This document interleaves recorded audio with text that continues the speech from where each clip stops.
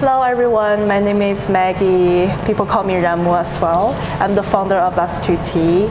I'm here with my beautiful friend Stephaine. We're just here at the American Cooper building to sip some tea and talk about our relationship with New York and our stories. So we're drinking family tradition today since we're one big family living in New York, and it's called baozhong, so it's a type of Taiwanese tea. So let's dive into the conversation. I'm Stephanie. I've been here for about 2.5 years now. I work in consulting. I was born here and I only lived here a little bit while I was younger, but I grew up most of my life in the Philippines, and I've lived in a couple of other places growing up. I went to grad school abroad, and I really just coincidentally ended up back here for a job. Wow. Yeah. I mean, that's a lot of people's dreams, moving to New York City. And you just accidentally kind of like land in here. It was a secret plan at the back of my mind. What are the 3 adjectives to describe the relationship between you and New York City? I would say hectic, exciting, and challenging. So I think it is a hectic place to live. You don't know if the subway's going to work, your Uber driver's going to be on time. But I love that kind of hustle and bustle and challenges at work and challenges you face like pretty much anywhere. And it is exciting. You just I met you here. You can meet people from all walks of life here, from anywhere, and it's always, you just never know what's going to happen in a day. What's your favorite moment with New York?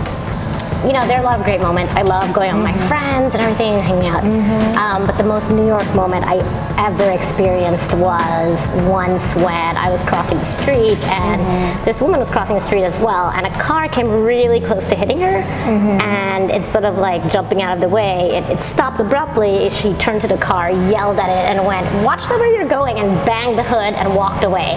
And I was just like, that's the most New York thing I've ever seen. How do you become a New Yorker? So there are a lot of jokes about this, that you have to live in New York for 10 years before you can become a New Yorker. I always say New York, or any place, is the people that are there. When I meet people who are born and raised here, the very, very few I've met, they always say like, so many tourists in my city, and I'm like, but that is your city, Most of the people I've met in New York are not from New York, and that's also what makes it a great melting pot and gives it all of its taste, What would you say was the most decisive moment in your life? My life? Yeah, like a turning point. Around 5-6 years ago now, I got into a car accident, a huge accident. Drunk driver hit our car. 2 people died. Yeah, a huge accident on the road. And it was in Brazil. I was living there at the time, and I didn't speak Portuguese. I knew some people there, but we were all in the accident together. And I woke up in the hospital, and it was a small room, tiny public hospital, 1 doctor. Wow. And I thought I was gonna die, but it wasn't scary. Strangely, it was more like, all right, well, this is it. And I thought of my life, and I said, if I make it through this, I really, really wanna live my life purposefully and not waste any time. Very cliche sounding. And so I think a lot of us are looking for that turning point in our lives, that one moment that changes it. But I would say after that, the next day, when clearly I made it, I was the same person, different mindset. So I think that's something anyone can do. You don't need a turning point. We always think of it as like, I just need this one moment of inspiration and one good idea. But really, it's a gradual thing. Spiritual awakening as well. In a way, right? And I feel like I could have been living my life this way from the beginning. I just didn't think of it. If you can go back in time to talk to your past, younger self before you moved to New York, what would you say?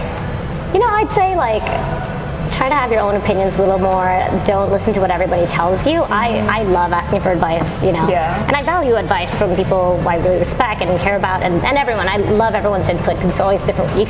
I always think it's good to have different perspectives. But I think, I wish I had just believed in myself more too, as cliche as that sounds, but not to listen to everyone who gives you advice. I would have told my older self, relax, just see how it goes, don't overanalyze, and do your best. So you're from the Philippines, so what do you miss the most when you're in New York about home?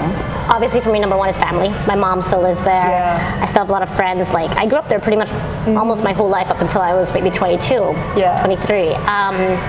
So definitely friends and family, and but what I miss the most also is, there's a big hustle and bustle culture in New York, really working hard, trying to get that next step. And at home, people have that too, that hard work ethic, but they're also so compassionate. You can find someone completely broke, and they would be happy to go to their neighbor, ask for money to get something for you to eat. You know, just really giving spirit, really, really open, really generous, super friendly. Happy to spend an hour talking like this over a cup of tea. You know, there's not a big like tea and like relaxed culture in New York City. So that's one thing I really miss. So what do you like miss the most when you're, you know, in the Philippines about New York? It's a good one. You know, I miss the energy. You know, things are open so late here. I'm from a big city in the Philippines, but you know, I've never been in a place where 5 a.m. people are still going from 2 nights before, you know, or something. You know, so many people have like a big dream that they came here for, and it's super exciting to see that. So I said exciting was one of the words. Super inspiring, and you can learn so much about different areas and fields that way. That to me is something I miss back home, where I kind of stay with my friends and my family in the same usual culture I'm used to. You know? How do you say us too in your home, like mother language? Sure. So in Filipino, we say kaming dalawa. Kaming dalawa. Yeah, so kaming is like us, and then dalawa is two. So like the two of us, sort of, or both of us. Kaming dalawa. That's kaming really dalawa. cute. Great, yeah. Thanks for coming today and Thank having you. tea with me. Thank you.